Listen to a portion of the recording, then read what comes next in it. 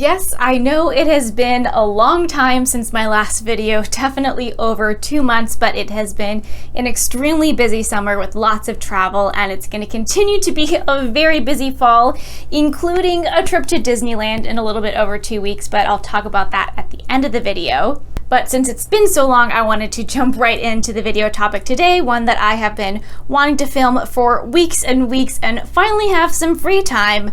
That being talking about some of the ugliest official Disney Minnie Mouse ears. Now, I consider myself a very qualified person to talk on this subject, given that I have made and sold over 1,100 pairs of mouse ears. I also have lots of mouse ear related DIY videos on my channel. So if there is somebody who has the credentials to talk about and criticize the official Minnie Mouse ear design from Disney, I do think I'm a person that can qualify. As has been the case over the last few years, Disney has continued to pump out lots and lots of new Minnie Mouse ear designs. Some of them have been kind of the very basic standard sequin ears in different colors, or just like a single solid fabric in some color. But there's been some other designs that I would say have been considerably less successful, and I feel like Disney is always multiple steps behind the ear small shops, which there's really no excuse for Disney because they could have the best people possible on their team and they have, endless resources and they own all of their IP. So there's no reason for Disney to lag so far behind individual creators. But I have put together a suite in not really any particular order of official ears from Disney that I think really miss the mark, and also ways that I think they could improve them if they can be improved. Now, of course, if you like any of these ears, that is totally okay because design is subjective and it might just be something that you naturally gravitate more towards. But these are the ears that, in my opinion, as somebody who's made well over 1,000 pairs of ears, think are just kind of really strange and maybe should have been scrapped before they went mass produced. So we're going to start off this video with a pair of ears that inspired me to make this video when they first came out, and these are the Jasmine Ears by BaubleBar. I was extremely confused when I first saw these ears because I didn't know exactly what they were supposed to be. They almost gave kind of like Goofy or Pluto vibes with some other kind of moons and stars on them. I've got my catalog of ears down on the iPad if I keep looking at that. So there are a few things about these ears that immediately jump out to me as just being very bad. First of them all, let's just say the technical making of the ears is how far apart the ears are spaced. These ears are spaced way too far apart. When the ears start getting much farther on the side of the head, they start to look really weird and really off. And there's no reason not to have like a standardized set distance in between the ears. So right off the bat, that is just very weird about the ears. But one of the potential reasons why they could be spaced so far apart is this very weird bow dog bone like thing in the center. I honestly have absolutely no idea what they were going for with this, and this is kind of what initially gave me kind of like Goofy vibes. That this looks puffy, and it could be with the size of this they couldn't comfortably get the ears any closer together, but I don't know why they had this at all to begin with. It doesn't remind me of Princess Jasmine at all. I think what's on the actual ears themselves is nice, but if you're gonna go for this, you need to entirely scrap and start over what you're gonna have as kind of like the centerpiece of the ears. Make something that isn't a weird like dog bone shaped kind of puffy-esque bow and fix the spacing on the ears. Now, this is a thing that is not unique to this pair of ears, but is the case of all BaubleBar ears and is a major frustration with myself, is they put a metal tag on the inside of the ears. This makes no sense to me because as you're wearing a pair of ears, you don't want anything extra on the inside of the headband that's gonna press or rub against your head. So it's extremely strange that they have this like metal plaque that's going to like stick into your head. I haven't worn any of these ears, so I don't know whether or not they are comfortable or they aren't, but it's incredibly strange and also bad design because these are specifically branded bobble bar ears. You want that on the outside, so when people are wearing the ears, you can see that these are bobble bar ears, like how Loungefly does with their ears and having Loungefly embroidered or a plaque on their side. Since I started talking about the Bobble Bar Disney ears, I needed to include another pair of their ears, and these are these Little Mermaid ears that were released earlier this year. Disney themselves has done prior a better looking pair of similar Little Mermaid ears, so this is a strange kind of repetitive choice. So first of all, the fabric that they decided to use for this is this very crinkly gold, which just ends up looking very cheap and not well made. I saw these ears in person when I was at Walt Disney World, and they just don't look like good quality, and that's really due to the fabric that was used. And the other problem is the bow. That yes, those are Ariel colors, but the kind of hue and saturation that they've chosen reads almost a little bit more Mardi Gras and Tiana. So overall with these, I'd say go for a slightly different fabric for these ears that's going to make them look higher quality, especially since Bobble Bar ears cost a little bit more than the regular Disney ears. And then I would choose some sort of different fabrics or slightly different colors for the bow. All right, so let's talk about some Marvel themed Disney ears, starting with, we'll call it the Thor yarmulke. So these were ears that were released for the Thor Love and Thunder movie, and obviously they were trying to do a play on like the full Thor headpiece with these ears, because in addition to the ears themselves, there's a yarmulke like cap on them. But what I've seen from people who actually had the ears in person is that there's almost no way to get them to like fit and sit well on your head. It's like they just didn't test these out and design them properly, and it ends up looking like very bulky and very strange. I did see somebody who removed the full little kind of like head cap yarmulke part, and they looked so much better. So this ear design would have been much better serviced if they really just kept it more simple with the ears and ditched the whole headpiece. Don't overcomplicate it. Don't make it so it's really difficult and impossible for people to wear. Then in talking about ugly ears, of course, you have to mention these Captain Marvel ears. I haven't seen any Marvel movies in years because it's just too much at this point. So I don't know the details about how they relate to this movie, but whatever this weird faux mohawk is on them just absolutely completely ruins them. This is basically another instance with the Thor ears where they just tried to do too much and add more of like a headpiece to it. And if you just removed the weird faux feather hair on them and had just the ears, they would look so nice. They would be lovely, perfect Mickey ears. But I haven't yet seen a single person purchase them and wear these as is. Now, these Scarlet Witch ears, they are not included here because they are ugly Disney ears. This is just a little caveat. These are ears that Disney did not think about the function of. So these are actually an example of ears that I think are very well designed. But the problem is the point in the center. So when you're designing ears, the thing you have to think of is the headband sits directly on the head. So you can't have anything that's going to go below that. But on these ears, they have a very large, significant pointy part down that extends far beyond the headband itself. So I've seen lots of people kind of struggle with even how to wear these ears, or you kind of like have to situate them just right, or like kind of tuck it on the top of your head. So this is where if Disney just adjusted this a little bit, it would have to look a little less accurate to the character, but have it so the point just kind of comes to where the base of the headband is. These ears would be perfect. But then the next pair of ears I wanted to talk about as actual ugly Disney ears is unfortunately this pair of ears from the brand new Disney Wish cruise ship. And this is like really falling into the category of like most all the other ears where they're ruining it with what they're trying to put in the center of the ears. So I think the design of the ears themselves is great. This is super similar to what people from small shops might make if they do kind of cricket-based ears. But they put a whole very weird looking three-dimensional version of the cruise ship in the middle of the headband,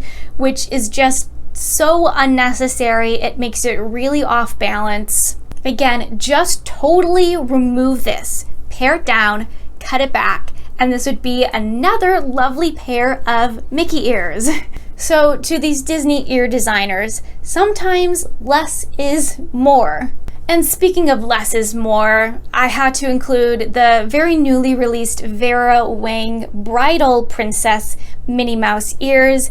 These, I think they retail for around $500 or $600, so they are part of the very fancy, expensive designer collection. And these are a lot. Like with the Jasmine Bobble Bar ears, first I'm going to talk about my issue with like the ear themselves, and is that pretty much every other Disney mouse ear is circular in shape. That is like the standard look to all mouse ears. However, these ears are a very distinct oval shape, which is what like right away makes something look kind of off about them. If these just went with more of a standard circle, that would already be a step up. But there is just a lot happening on these ears, and a lot that design-wise doesn't really make a lot of sense. It's almost like there's supposed to be a kind of tiara in the center of the ears, but instead of a tiara, what it looks like, and I have to present you these beautiful comments that people independently came up with on Twitter and Facebook, is that it looks like a Miss Piggy with bat wings. Once you see it, you can't unsee it. It truly, you know, right out there looks exactly like a rendering of Miss Piggy, and then also, you know, if there was a bat there. So I think conceptually the kind of open ears and like a little bow veil, some rhinestones and fake pearls, you know, would be really nice for bridal ears. But what they really needed to do is restructure and redesign this centerpiece and make it look less like Miss Piggy wearing bat wings. There were also some ears from the Mickey Mouse The Main Attraction collection that I had to put on this list. Honestly, I have not liked anything from the Mickey Main Attraction. I think every single Minnie Mouse design has been superior to this point, but I was really not a fan of these Space Mountain ears. So this particular photo of ears doesn't make them look super bad, but almost every pair of ears in person are extremely misshapen and strange. And that really happens when Disney makes ears that has a kind of piping detail around them. So they have really sacrificed quality, and it's very hard to find a pair of ears that looks nicely sewn and nicely circular, and I find it's a lot of the ones, again, that have this piping detail on the outside. So if Disney is going to do that, they need to invest in making them look like better quality. Either that or don't do the piping and do just a kind of standard sewn ear. The other thing is I don't really like the rocket ship connecting in between both ears. I would be fine if it was kind of like left isolated between the two ears. Like, I get what they were going for, but it would have looked better if there was something that was like a little bit more symmetrical connector between the two ears, almost looking like a little bit of like a halo on top of it. But I was not really a fan of those ears. And the other pair of Mickey Mouse The Main Attraction ears I think are pretty ugly are the King Arthur Carousel ears, mainly for just how bizarrely asymmetrical they are. One ear on the front has 4 tassels and the other ear has a carousel horse and only 2 tassels. I do actually like the crown detailing that's in the center of them, but this is just such strange asymmetry and on the front of the ears that I feel like if you're gonna have these large tassels, you really need to balance them out. But also remember what I said about the Scarlet Witch ears, is that you don't want things that go below where the base of the headband is. And you can see that these tassels extend pretty far down. So I've not seen anybody wear these, but you're gonna have a tassel like right here hanging on your head, kind of very strangely. So this is where it's very strange in practice, very strange in symmetry. I would make the tassels a little bit smaller, and then I would just make the ears symmetrical between both sides, or find a way to also have an even number of tassels and a design on each side. So with a lot of these ears thus far, there have been, a lot of kind of specific design choice things about them that I don't like, which puts them for me in the ugly category. But then you have these Belle Tsum Tsum ears, which I just personally, feel in, their full essence. These are just ugly ears. It is just extremely weird to have like a winky face Belle Tsum Tsum. Disney has done other ears where it's kind of like these clear ears filled in with glitter, so like that's totally fine. But the winking bell, like emoji Tsum Tsum on it, like that whole entire concept is bad. You just have to get rid of this weird emoji looking bell on them. I don't know who thought that this would be a good idea. Instead, how about you just have, a lovely red rose on each ear? I think that would still work very well with the kind of clear and gold glitter base of the ear design.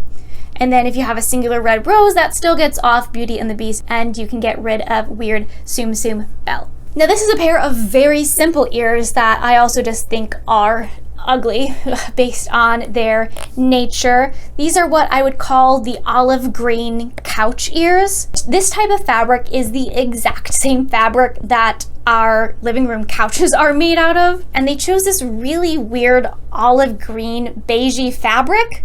And then it's also contrasted by kind of, a shiny looking bow to it. So honestly, for these ears, I would say choose a different type of fabric and choose a different color. So in talking about the make and design of ears, I had to include these Loungefly beignet ears that are for the Port Orleans French Quarter Resort.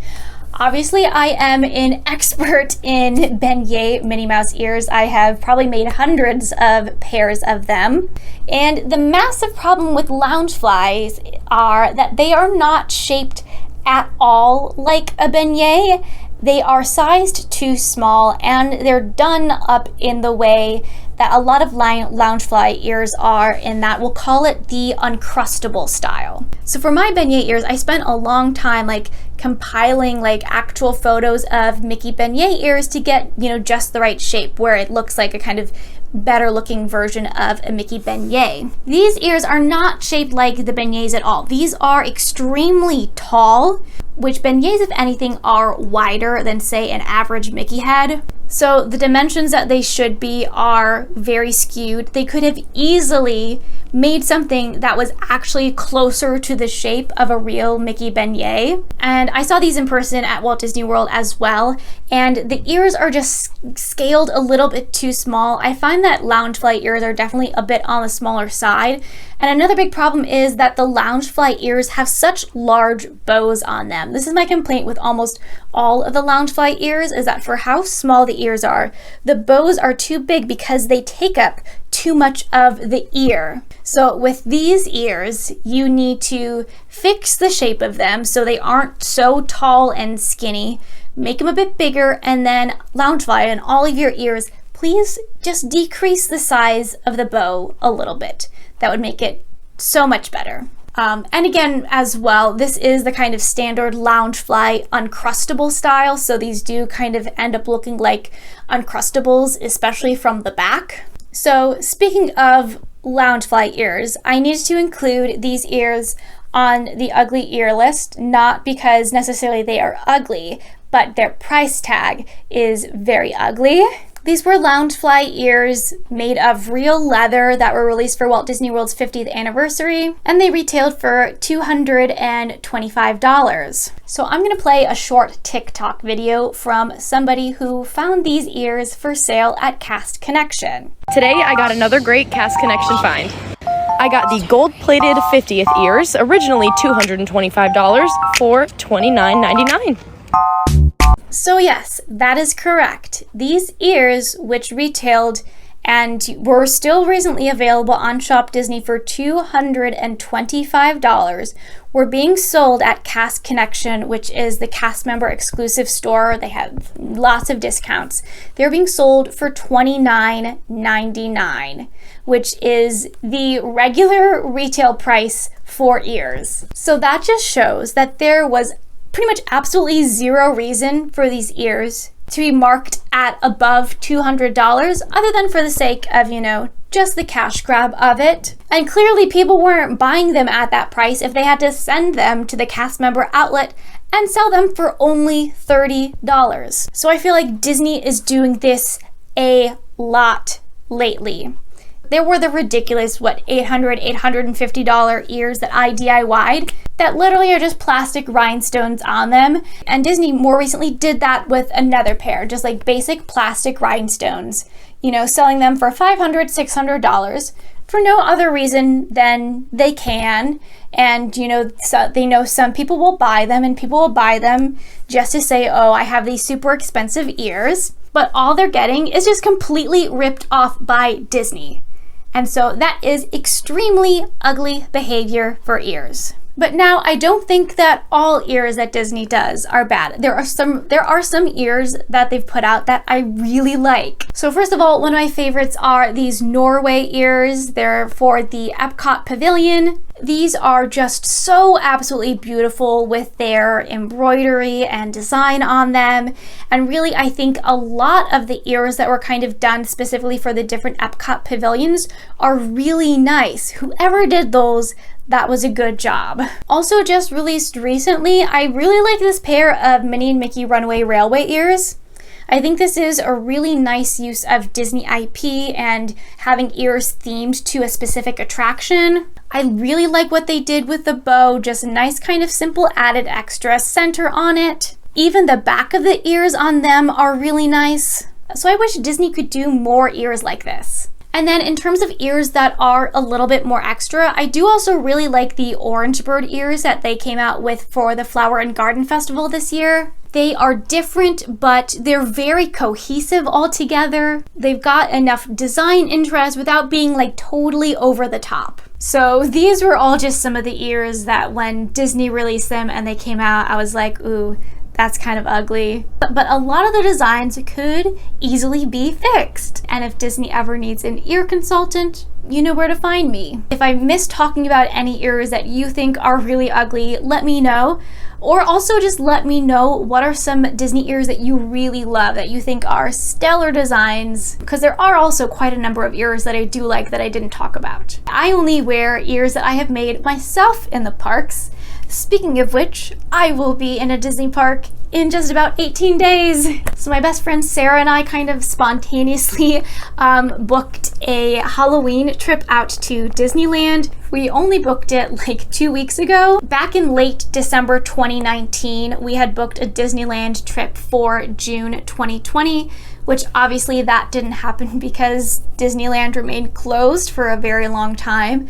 But my friend Sarah still had airfare from that trip to use up, so it was like, what if we go to Disneyland now? And I said, of course, yes. So we're gonna be out in Disneyland and Disney California Adventure for 4 days, the end of September, beginning of October, and I am extremely excited because I have never been at the parks for Halloween time, and it is gonna be so cool to see the big giant Mickey pumpkin in person. Normally we always book our Disney trips like at least 6 months in advance, so there's like so much time to like prep and plan and think about stuff, but now it's just like, whoa, we're gonna be there. Unfortunately, all the tickets for Oogie Boogie Bash like long sold out. Like before we had this trip booked, they probably sold out like within hours of going sale on the one day. So we're not doing that, but we do have all the other fun of Disneyland. I have lots of fun Disney Halloween shirts and outfits, and of course a different pair of Halloween themed ears for each day. So hopefully I'll have some sort of video from that trip up after that.